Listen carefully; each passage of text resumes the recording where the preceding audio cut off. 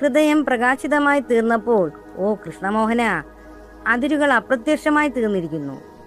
ഞാൻ സീമാരഹിതനായി തീർന്നിരിക്കുന്നു.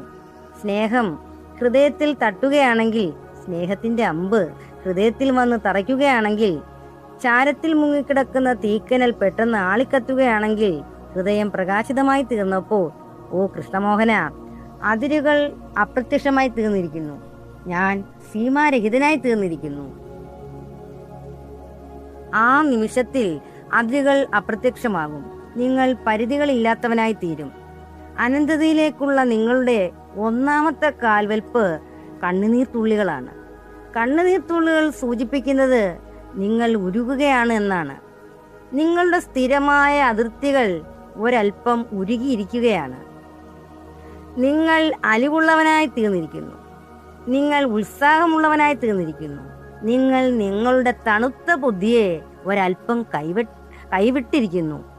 ഒരു തീ കത്തിക്കപ്പെട്ടിരിക്കുന്നു. ചൂടുയരുകയാണ്. ഈ കണ്ണീർത്തുള്ളികൾ തണുത്തതല്ല, ഇവ വളരെ ചൂടുള്ളതാണ്. ഈ കണ്ണുനീർത്തുള്ളികൾ നിങ്ങൾ ഉരുകുവാൻ തുടങ്ങിയിരിക്കുന്നു എന്ന് വെളിപ്പെടുത്തുകയാണ്. മഞ്ഞുരുകുന്നത് പോലെ അഹന്ത ഉള്ളിൽ ഉരുകുവാൻ തുടങ്ങിയിരിക്കുന്നു. അതിനാൽ കണ്ണുനീർത്തുള്ളികൾ പ്രവഹിക്കുവാൻ തുടങ്ങുന്നു. ആശകളെ കൊണ്ട് നിറഞ്ഞിരുന്നപ്പോൾ ഓരോ ശ്വാസവും അഗ്നിയുടെ ഭാഷ സംസാരിക്കുകയായിരുന്നു. ഇപ്പോൾ സ്നേഹം എന്നിലേക്ക് ഇറങ്ങി വന്നിരിക്കുന്നു. ഞാൻ മൂകനായി തീർന്നിരിക്കുന്നു. ബുദ്ധി കൊണ്ടും ആഗ്രഹങ്ങളെ കൊണ്ടും ലക്ഷക്കണക്കിന് ചിന്തകളെ കൊണ്ടും നിങ്ങൾ നിറഞ്ഞിരുന്നപ്പോൾ നിങ്ങളുടെ നാവ് മൂർച്ചയുള്ളതും ചടിലവുമായിരുന്നു. ആശകളെ കൊണ്ട് നിറഞ്ഞിരുന്നപ്പോൾ ഓരോ ശ്വാസവും അഗ്നിയുടെ ഭാഷ സംസാരിക്കുകയായിരുന്നു. ഇപ്പോൾ സ്നേഹം എന്നിലേക്ക് ഇറങ്ങി വന്നിരിക്കുന്നു. ഞാൻ മൂകനായി തീർന്നിരിക്കുന്നു. ആ കണ്ണുനീർത്തുള്ളികൾ ഭാഷയ്ക്കപ്പുറമുള്ള ഒരവസ്ഥയുടെ സൂചനയാണ്.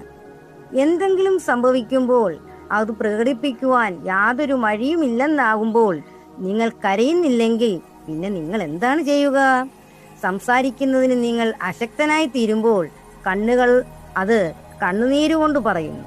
ബുദ്ധിക്ക് സംസാരിക്കുവാൻ കഴിവില്ലാത്തതായി തീരുമ്പോൾ ഒരുവനത് നൃത്തത്തിലൂടെ പ്രകടിപ്പിക്കുന്നു.